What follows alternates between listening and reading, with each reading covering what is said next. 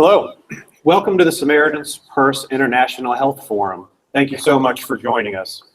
We hope that you all participate today in our conversation. You can chat with us or post questions in the chat box beside the video. Before we begin, let's open in prayer. Dear Lord, we thank you for this day, and we thank you for your servants around the world that are spreading your gospel. And I thank you for the speakers that we're going to have today, for the experience you have given them, and for the protection you have provided for them, and ask that you bless their words today, that they will be benefiting to all of us that are listening. Thank you, and it's in your son's name we pray. So today's speakers are Dr. Jeremy Fowler, who obtained his medical degree from the Medical School for International Health in Beersheba, Israel.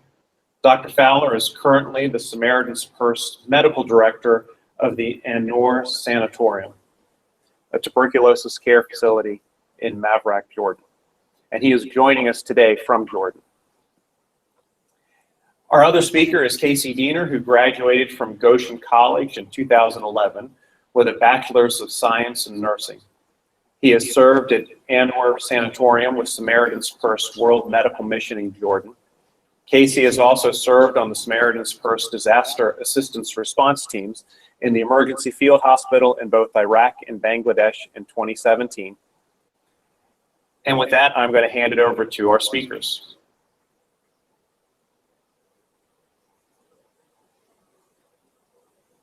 Thank you for hosting us, Dr. Doyle, and thank you for logging in today. It's an honor to be here. So today, tuberculosis, treatment challenges in humanitarian crises. Next slide. Our objectives today, an overview of tuberculosis, history, pathology, signs and symptoms, epidemiology, and treatment. We'll look at MDR and XDR TB, treatment of TB in Jordan, and in our discussion of TB and humanitarian crises, there will be studies of Burmese refugees. Next slide. And excuse us today if we move through these quickly and maybe skip some of the points. We're trying to get through all the information. What is TB? TB is an infectious disease caused by Mycobacterium tuberculosis. MTB is a gram-positive bacilli typically spread person to person via airborne droplets. Once in the air, the droplets can remain airborne for minutes to hours. The disease is not considered highly infectious. Transmission usually requires close, repeated contact. So if someone has tuberculosis, we want to test their family and friends, those who have had close, repeated contact with them to see if others are infected. It cannot be spread by hands, books, glasses, or dishes. Typically infects the lungs or pulmonary tuberculosis, but it also occurs in the larynx, kidneys, bones, adrenal glands, lymph nodes, meninges, and can be disseminated through the body. Next slide. Today, approximately 1/3 of the Earth's population is infected with tuberculosis. You may ask, how is that possible? The answer is most of the tuberculosis cases are latent TB. We'll get to that later.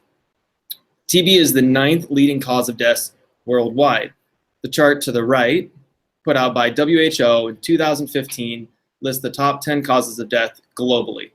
Ischemic heart disease and stroke rank number 1, number 2, accounting for almost 27% of the total deaths. Tuberculosis comes in at number 9. The current mortality rate for tuberculosis is 16%, and TB strategy has set a goal to decrease this to 6% by 2020. Next slide, please. Looking at this chart, it shows the incidence rates of TB in 2016. So you can see South Africa, Southeast Asia, North Korea have a high incidence, and kind of what to log into our minds for the presentation is a general number of what high TB incidence is. So you see the dark green has greater than 300 people, TB cases, per 100,000. That's considered a high incident rate. The white countries have between 0 to 24 cases per 100,000. Next slide. Epidemiology. So 2016, there was a little over 10 million people newly infected with TB.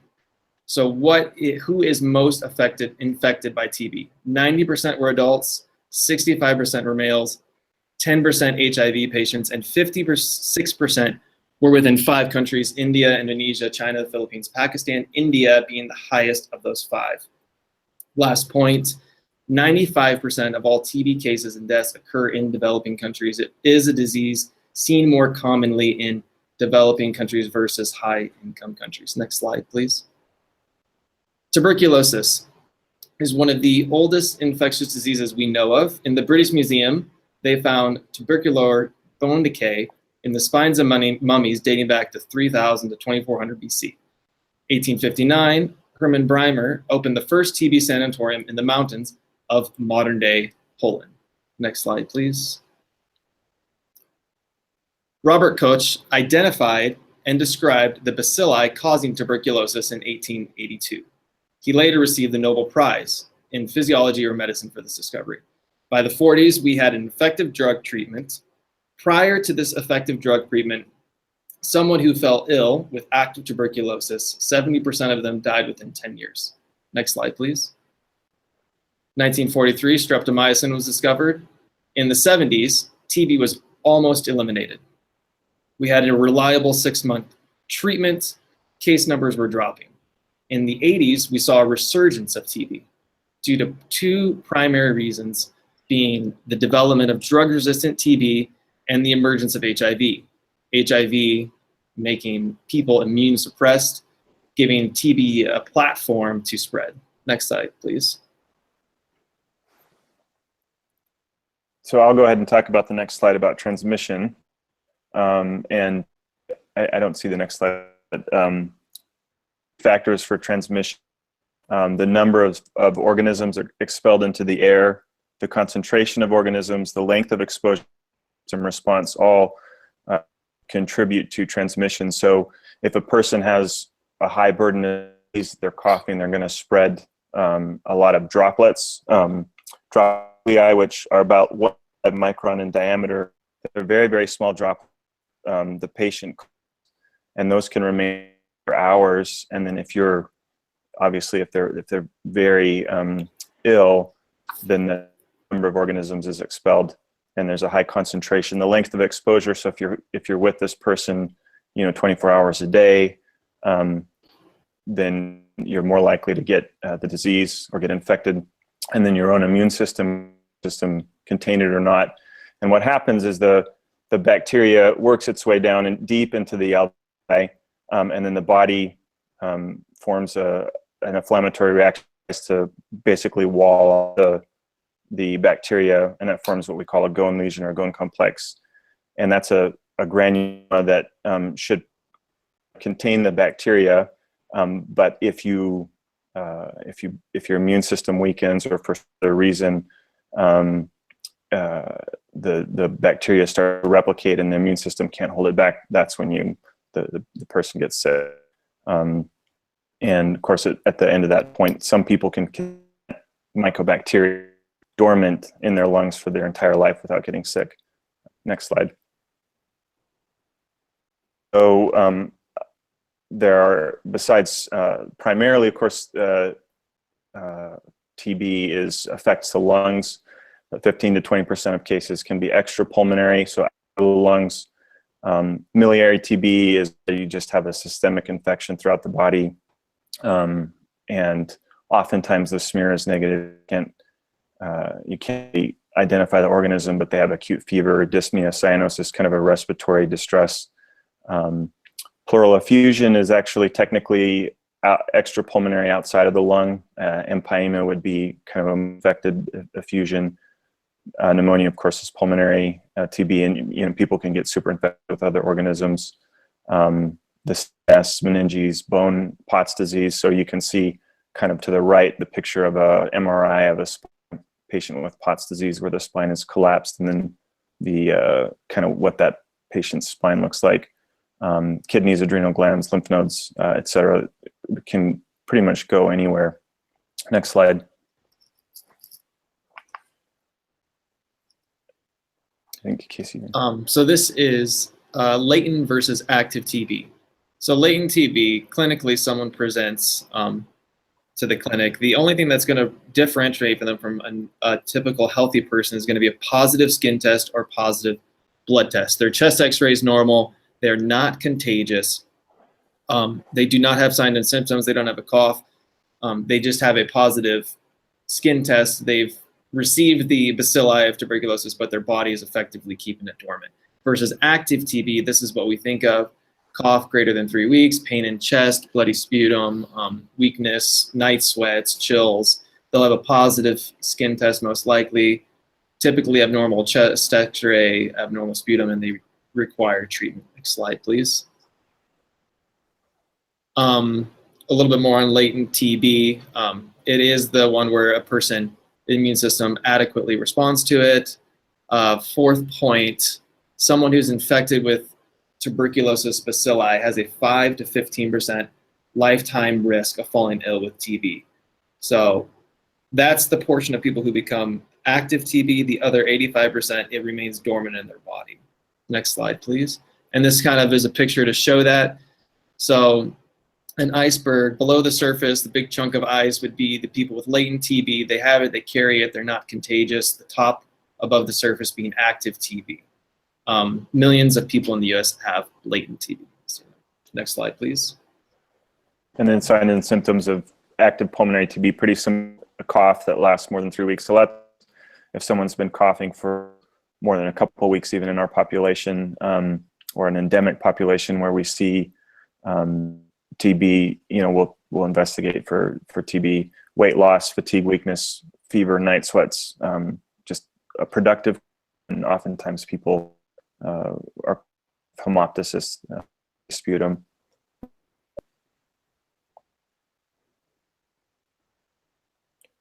So diagnosis, the way that we kind of typically diagnose TB hasn't changed all that much for many years. We do have some new tests I'm going to talk about, but we can place skin test, tuberculin skin test, or the or PPD, and probably a lot of you get this test if you're healthcare workers every year, and it basically just a purified protein derivative that looks kind of like TB to the immune system is injected under the skin, and then after 48 to 72 hours, there will be a response that you can measure and read of inflammation. It's kind of sent its immune cells to that site because it thinks it's TB, but it just can tell you if it's latent, or that you've been exposed, but it doesn't really help you know if the person is currently has these. And then interferon gamma release assays like the QuantiFERON TB Gold, the T-Bot, they're helpful because they can kind of help you tell more specific if the exposure is to TB. A lot of times people in many countries will actually have a vaccine, the BCG vaccine, and their skin test can be positive from the vaccine. And these can help kind of distinguish whether it won't be positive. A QuantiFERON or T-Spot shouldn't be positive in someone who's been vaccinated with the B vaccine. The practically this test in Noor, it's expensive, and it's going to use a simple test. Next slide. And then chest x-ray. A lot of times when someone comes in the clinic coughing, the first thing I'll do is do a chest x-ray, see upper lobe infiltrates, cavitary infiltrates. Sometimes you can see enlarged lymph nodes. And you do need to do other tests to determine whether or not it's TB. Sometimes it can be malignancy, cancer, other kinds of pneumonias can be cavitary. So we do a sputum smear, which is a pretty quick test. We stain the bacteria with a special stain that makes it kind of purplish, reddish, and we try to collect through on separate days. Sputum culture, a solid media can take up to 8 weeks to grow. So sometimes you're usually going to have to make a decision to treat before you get the culture. And also, besides sputum, you can get a pleural tap, cerebral spinal fluid fluid from abscess. Next slide.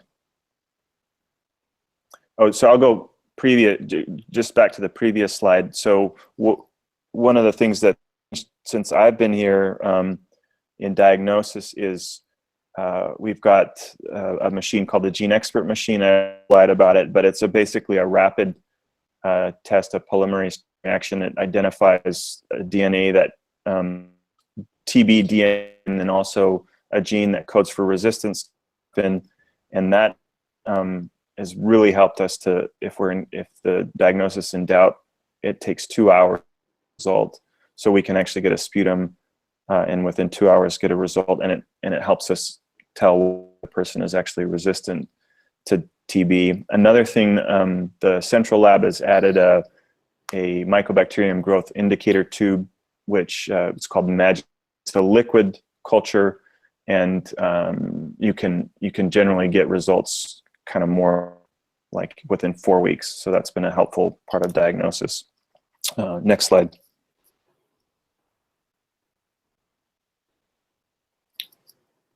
Thanks. Oh yeah, so the BCG bacillus-calmette vaccine was developed years ago almost.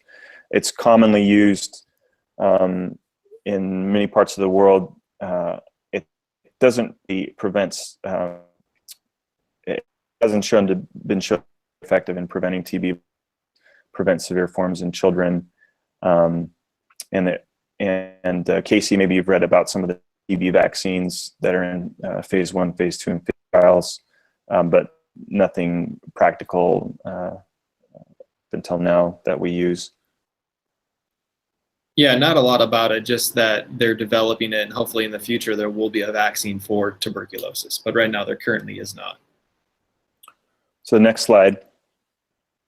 Effective drug treatment is for drug susceptibility, so that it's not resistant to any antibiotics, is a 6-month regimen with 4 first drugs: isoniazid, rifampicin, ethambutol, pyrazinamide for 2 months, and then 4 months of the isoniazid and rifampicin. And the major side effect could be a non-viral hepatitis. So we do kind of keep track of that when we're admitting patients, starting them on treatment, make sure they're not having any symptoms of hepatitis. And then, of course, treatment for drug-resistant TB now ranges from 9 months to 20 months, even 24 months. And the numbers between $5,000 cost, I mean, if you're in the US and you're sick, it's going to cost a lot. It's going to cost a lot more than that. I mean, just the CDC numbers, $134,000 for MDR TB total cost. And this, I don't know if this number is just the cost of medications, like through the kind of the cheapest way. In India, that's like per year at not that much. Is that right, Casey, or what's? Yeah, this was through a program for people to get very cost-effective treatment. So yeah, your numbers are more accurate. I mean, so for us, it doesn't cost $130,000 to treat an MDR TB case, but yeah, the cost of medicines is still quite high. And the global treatment success rate for TB is 83%. For TB with co-infection with HIV, it's 54%.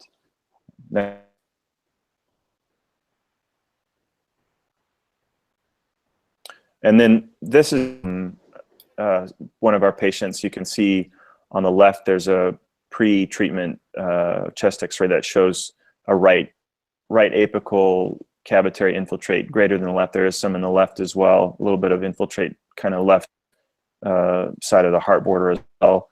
And then after treatment, this patient, you can see that there's a significant clearing up of the infiltrates in the lungs, and you can kind of still see a little bit of changes in that right apex. Next slide. So MDR-TB. MDR-TB is defined as resistant to both isoniazid and rifampicin. The graph to the right, you can see the countries that have a high prevalence of MDR-TB. Note that some of the countries, India and some of Southeast Asia, they weren't able to get enough data to put them on here. Next slide. XDR-TB is a resistance to isoniazid, rifampicin, any fluoroquinone, and at least one of 3 second-line drugs. And the second-line drugs are there. The fluoroquinones, that's going to be your levofloxacin, your moxifloxacin, your gadafloxacin. So it's resistant to a number of those. And both of them have the same transmissions rate, and just a little picture there to kind of show the steps of drugs resistant to multi-drug resistant to XDR. Next slide, please. Those at risk for MDR, several risk factors. The first one being failed initial TB treatment. This is defined as greater than 2 consecutive months of medication failure. And these are just different statistics, different studies to kind of show. I'll just highlight point number 3, the last part of it. It showed that 40% of treatment failures in this study resulted in people representing with MDR strains. So the takeaway is failed TB treatment is a significant factor in causing a mutation and causing MDR, XDR, TB. Another risk factor being that they come from high MDR, XDR countries and have spent significant time with someone diagnosed with MDR, XDR. Next slide, please. So MDR and XDR treatment outcomes, the global success rate is for treatment is 54% for MDR TB, and the global success rate for XDR TB is 30%. So these are people that don't do very well. The challenges to treatment are the length, greater than 18 months of treatment. The medicines are very toxic. People can develop hearing loss, nausea, vomiting, that's pretty severe, peripheral neuropathy, pain, psychiatric effects. So we spend a lot of kind of monitoring for those to treat those effects. So it's difficult. The person is taking every day, several medications every day. So really the best thing to do is treat drug-sensitive TB, do a good job doing that. Don't have multi-drug resistant TB. And then, of course, multi-drug resistant TB, you want to treat that so we don't have extensively drug-resistant TB. We actually have a case of resistant TB we're treating right now. Next slide. Something exciting that's come out recently, and we're not currently using it, but we're kind of preparing to use it, is a shortened course for multi-drug resistant TB. So normally our patients take, say, 20 months of treatment. This regimen can be between 9 to 12 months. And basically the person is resistant to rifampin and isoniazid, but there's tests that we can do to sensitive to quinolone medications. And if they are sensitive, then we can use this new short course regimen. We're kind of working to some of the medications for this, and excited about that. So if you have drug resistance, then you can't use this. Extrapulmonary disease, it's not needed in that, and in pregnancy. And it's helpful to just look at the short MDR fact sheet there to kind of learn more about it. Next slide. So Mafraq, Jordan, where we are, 2015 census, about 550,000 people. It's 80 kilometers north of them, 12 kilometers south of, so pretty close to the Syrian crisis. And then we've had this refugee camp 10 kilometers east of Mafraq, which was 83,000 in 2015. Next slide. And Noor Sanatorium is located in Mafraq, Jordan, which means crossroads. It was founded in 1965 by Dr. Eleanor and Aileen Coleman, who say a few. It means light, and we use treatment of disease, and particularly TB, to share the gospel.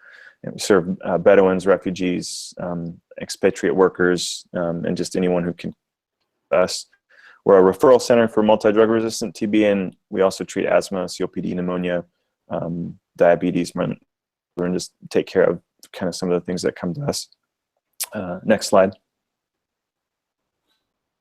We have a pharmacy, a basic check, a laboratory that helps us diagnose TB and monitor for side effects. An outpatient clinic, have up to 60 inpatients, and some dental service as well.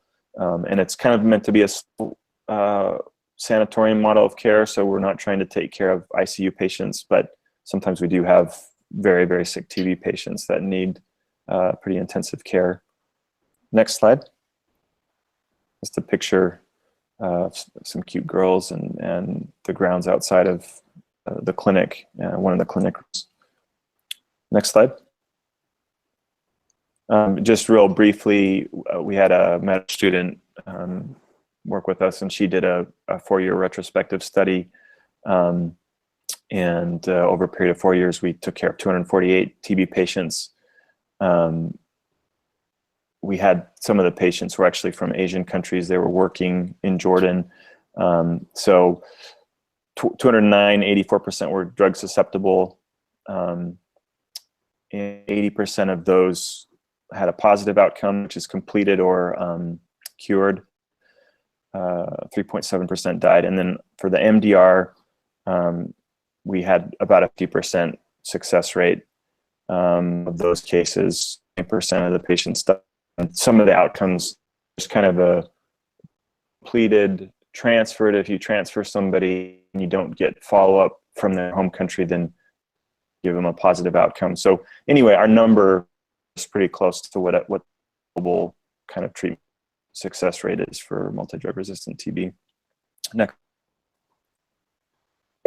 So there is a presentation put together by the Public Health Strategy for Tuberculosis in Jordan in 2013, as they were looking at treating tuberculosis in the Syrian refugee crisis with the Zaatari cap next to Mafraq. And so kind of a cool thing to look at this graph.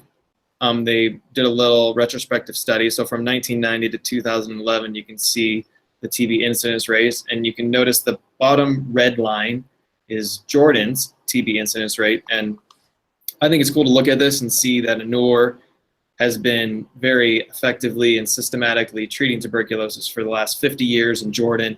And you can see that their case numbers are lower than 4 countries around them: Iraq, Lebanon, Syria, and Turkey. So what they've done has been working. Another important thing to look at is the top line, the orange, being Iraq. You can see that from 1990 to 2000, there was a decline in the amount of TB cases. And then it was noted that there was a wartime situation that started from 2000 to 2011 with these statistics. You can see it turns and the amount of TB cases started to rise. So war, instability, people living outside their homes, close contact, you start to see more TB spreading. Next slide, please. And looking more at treating TB in refugee situations, this is a really good pamphlet that the United Nations High Commissioner for Refugees put out. They put out this policy, and we'll just go over it briefly. So the first paragraph: TB control is not a priority in the immediate emergency phase when mortality and malnutrition rates are high due to measles, diarrhea, meningitis, malaria. The priorities are adequate food, water, shelter, sanitation, basic drugs, the control of common acute communicable diseases. Another good point, number 3, that the camp population is expected to remain for greater than 6 months, and that there's medical supplies and staffing available to provide at least 12 months of tuberculosis treatment, with an important emphasis on DOT, direct observed therapy, where they're giving them the drugs, they're following up. So there really needs to be that stability to tackle this disease. Next slide, please. And they just have some, oh, go ahead, Jeremy.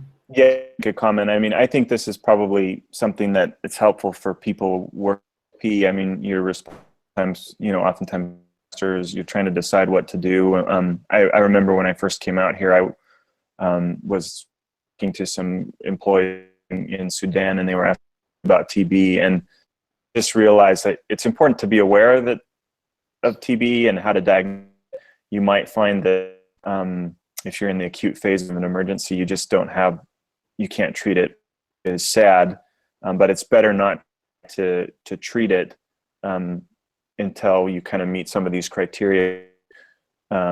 You'll have problems. Maybe you won't have all the drugs you need. You're giving 1 medication or 2 medication instead of 4. you're running out of medicines, and you can actually create more resistance in the rather than helping. So I think it's just a good take-home point for people at SP to understand. Okay, if you're in an emergency situation, you do need some in order to do a good job to treat it. So try to identify it, and then you kind of have to figure out where to, depending on what your situation is, what to do. Oh, go ahead, Casey. Yeah, which is hard because it's a curable disease. We want to treat it, but there really needs to be that kind of robust system, like the first point, coordination with the host country's TB program, and just a real collaboration. So next slide. So first study we'll look at briefly, Bhutanese refugees in Thailand. The name of the camp was Mao Lay. You can see it there on the picture. Next slide.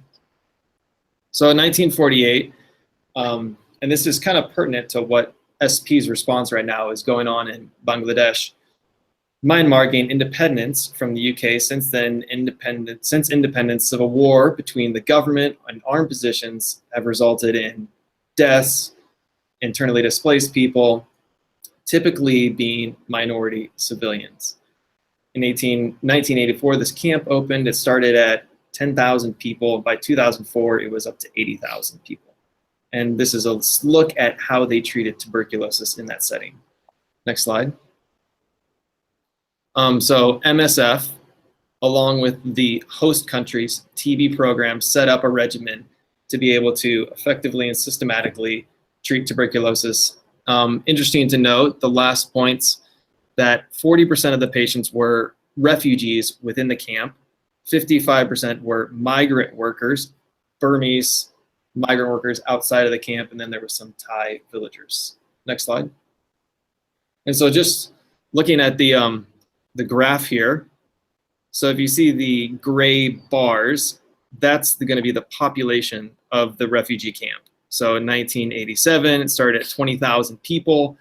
Up to 2005, it was up to about 80,000 people. And if you look at the black dots connected by the lines, that's going to be the incidence of tuberculosis in this situation. So more people coming into the camp, you see an increase in tuberculosis. There's instability, diseases, tuberculosis is spreading. Their program comes in, they start effectively treating it, effectively managing it, and you see the TB case numbers go down steadily. Next slide. And so an interesting thing to note is that treatment, point number 3, treatment success was higher among the refugees than among the migrant population. Next point is that, next slide, next point. Treatment adherence was worse among patients separated from their families and migrant workers versus refugee families living in the camp. So those living inside the camp, they were able to follow up with them, make sure that they were getting the medicines that they needed on a daily basis throughout the treatment courses versus migrant workers moving from job to job trying to meet basic needs. Next slide, please. We won't look very much at this study, but it's pretty much shows the same thing. Bhutanese refugees, this one's in Nepal, so next slide. Yeah, 94% treatment success rate. So another case of highly successful treatment in a refugee situation. Next slide. Next slide. This shows different situations, different humanitarian crises and refugee situations. So just briefly going through them, the first one in Sudan, there's 2 camps, and it showed that 38 to 50% mortality in those 2 camps. So TB was a major factor in there, and just showing the severity of this disease in those situations. 1993, Tibetan refugee camps, there was over 1,900 per 100,000 population in those 2 camps. It's very, very high concentration of tuberculosis. So it's something that's there in these populations, crisis events, but again, as we talked about before, how you effectively treatment. And we'll just go ahead and go on next slide. And Jeremy, do you want to talk a little bit about Mafraq? Yeah, so this is just a picture of an aerial picture of the refugee camp, which is in 2012 from seeing the civil war there. It was built to have a maximum capacity of 60,000, and the census showed 83 in the camp. I'm not entirely sure what the census is. It's about a 15-minute drive from the sanatorium, and so we were pretty well positioned to be helpful in this situation. It's kind of we had a doctor, an infectious disease doctor from the CDC, come and evaluate the system in Jordan, and she expressed to me, she just said, this is great because we have all the players that we in this kind of refugee crisis to go ahead and get started treating TB right away. And so we had a great privilege to do that. Next slide. Yeah, so it was for a year of working there at Noor, getting to work at the Tuberculosis sanatorium and seeing what it was like with a refugee camp 10 kilometers down the road treating tuberculosis, and kind of seeing the difficulties. I mean, there's many refugees living in the actual city, not in the camp, and people are much more concerned about just daily life and their children going to school, and can they have a job, can they work, and then just the difficulty of working it. And I know Jeremy's talked about how they worked with the IOM and how they would go into the camps and find people to identify tuberculosis and bring them to us and to treat them. Next slide. These are the different. Right. So go ahead. Yeah. So of course the national team was involved, the UNHCR, International Organization, and WHO. So we really had a whole bunch of people working together. The IOM was looking for cases within the camp, so in the community with Syrian refugees, and then they would bring them to us or to other TB centers. We really had the privilege of admitting a lot of these patients into our facility and sharing with them as well the good news and treating them. And so that was a great thing. But you can see that the criteria were met. We were able to kind of be plugged to a stable national TB program with different kind of actors playing, and we just got to be in facility and got to develop relationships with these people.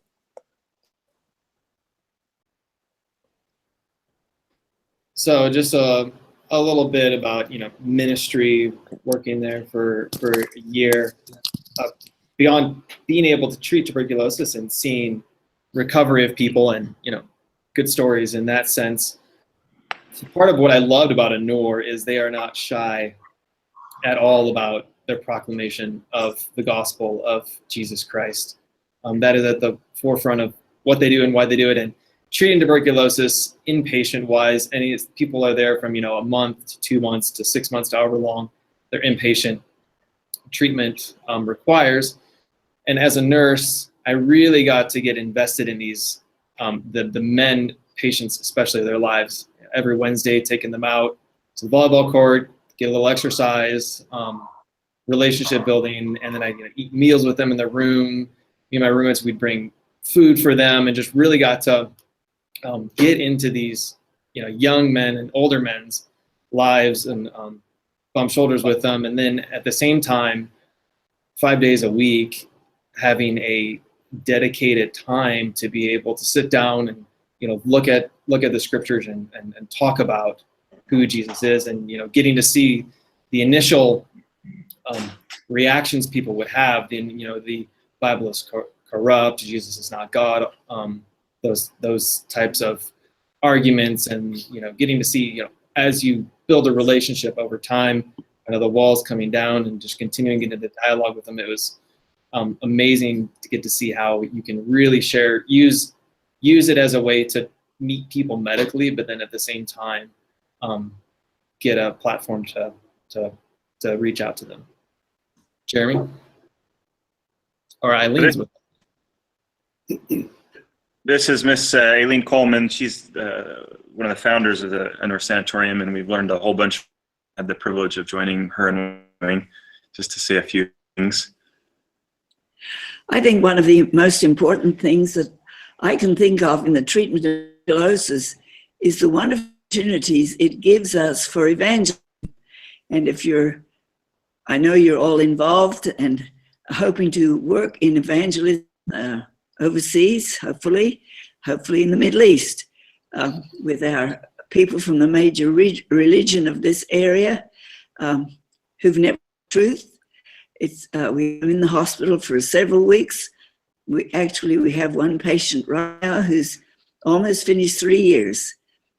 He's gradually improving, but I believe that every adult patient who's been understands. And I encourage you tuberculosis as you consider part of the residency program. And welcome to the Middle East. If any of you have the patience and the love for the Arab people, waiting to hear the good news, we can find something for you to do that will bless your soul and will help men and women who've never heard the truth to understand who Jesus Christ is. Eileen Coleman. Great. Let's see if we have it, Johnson. We can hang out for that.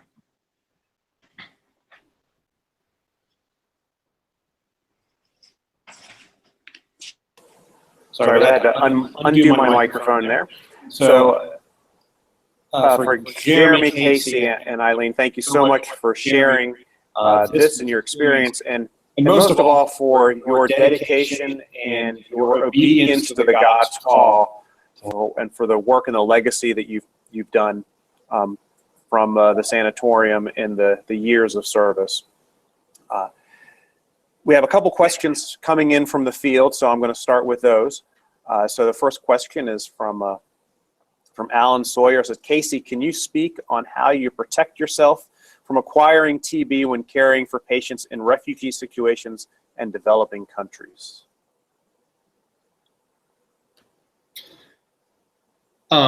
So personal protective equipment. Tuberculosis is considered contagious until it's received medication for 2 weeks. So after the 2 weeks marks, it's considered not contagious anymore. As far as refugee situations, when you're going in, you don't know what people have. To be honest, there wasn't very much protection as far as it's needed to be done. It's one of those things in the West, we are generally pretty scared. Everyone kind of comes into the sanatorium, scared that they're going to get TB. But then you realize kind of how intense of exposure you need to actually transmit it to yourself. We're talking multiple exposures. That's why you see it in one person to their family member, to a close friend, to living in really tight quarters, working in really tight quarters. So yeah, there really wasn't much. I mean, you got an N95 mask you can wear, but I never wore it. All right. And any Thank questions you. for Aileen while she's here? It's a good opportunity.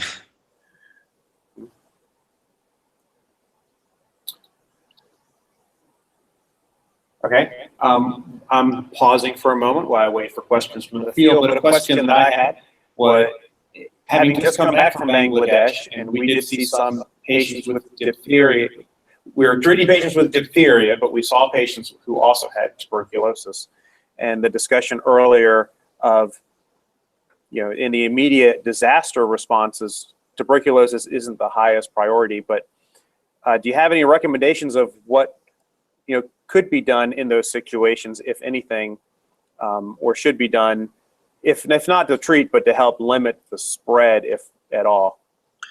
Yeah, I mean, I think it's important to identify it. And I mean, we just recently had a case, unfortunately, here that she had been sick for 2 years, and she hadn't been identified, and we identified her and admitted her, but it was too late.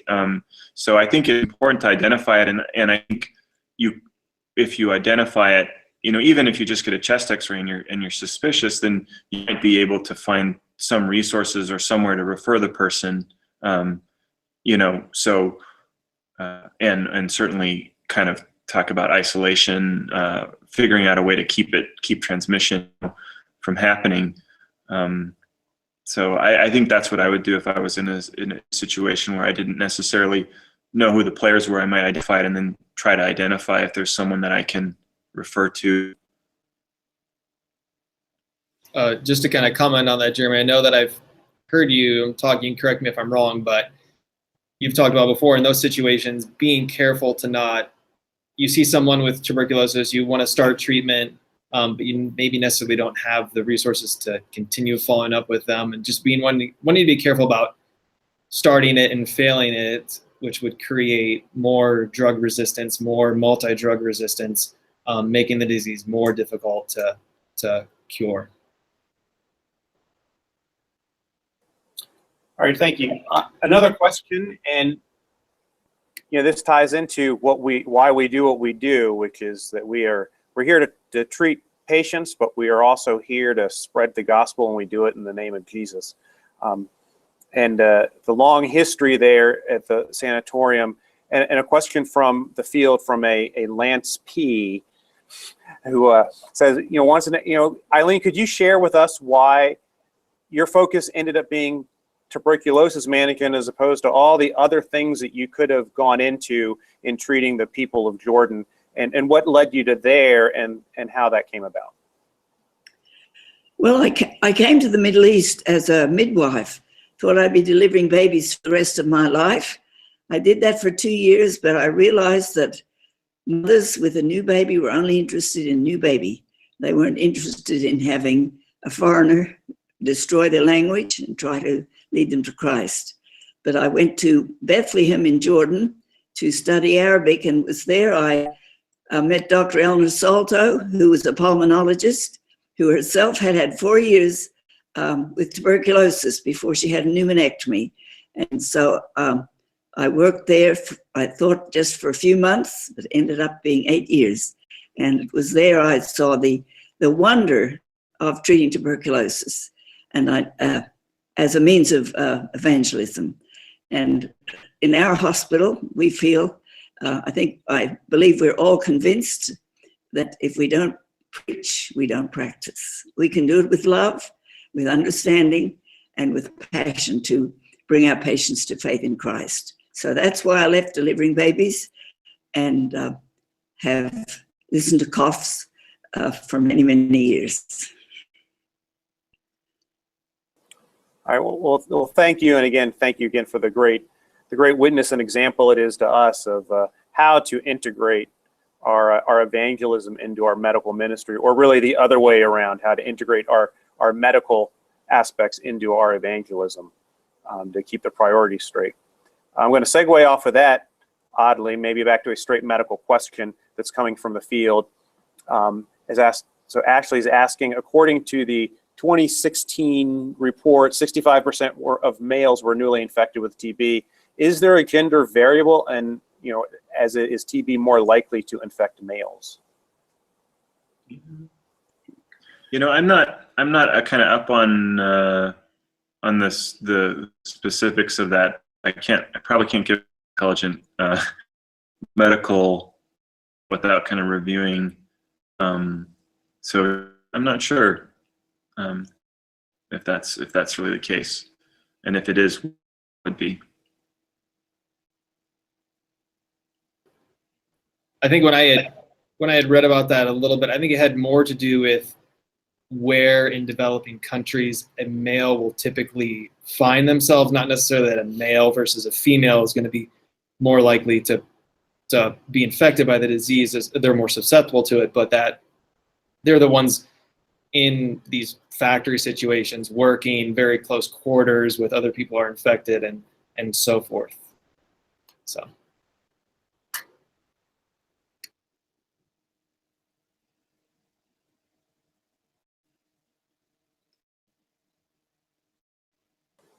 Again, lost the unmute button on my computer.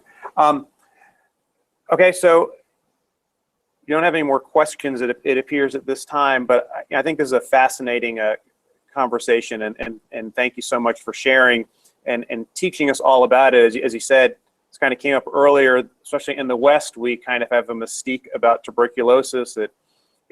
We in some ways we may not worry about it enough, and in other ways we worry about it too much. It has a kind of a Victorian, allure about it, of people dying of consumption, but we don't really see it every day, and we can fully understand it and see how to really go about it. So I thank you for sharing and instructing all of us on how to approach this disease, and especially in that ministry context of people that are suffering who are suffering physically, but they're also suffering spiritually, and we need to share the love of Christ to them while we treat them. So as we wrap up, I guess I have a few announcements and reminders to put out there. So to remember to everyone that the CME is available. You can get credit for watching this. The form and the instructions should be in your email, and then we will be sending a follow-up email with a link to this recording. And if you are not on the email list, we encourage you to join the forum at health.samaritansfirst.org so you can get these announcements and notices and be the first to know about upcoming events as they occur, which there is an upcoming event, which is next week, the M3 conference in Houston, Medical Missions Conference hosted by Dr. Paul Osteen is going on. Samaritans First will be at that conference, and we'll be setting up a display model of the emergency field hospital. So if you are in the area and attending the conference, come check us out. It probably won't be too hard to find us. We'll be the big field hospital set up in the parking lot. But we will be there, and we'd love to see you and meet you. Come by and say hello. And then our next webinar will be Wednesday, March 14th with Tim Mosher presenting. And we hope to see you then. And with all that, I thank everyone for the time, and most of all, our presenters. I thank you for putting in the time and effort to present. And Eileen, I thank you for hosting some of our presenters there, and again, most of all, for your service and the witness you've been to all of us here over the years. And with that, I'm going to close. Thanks. Thanks.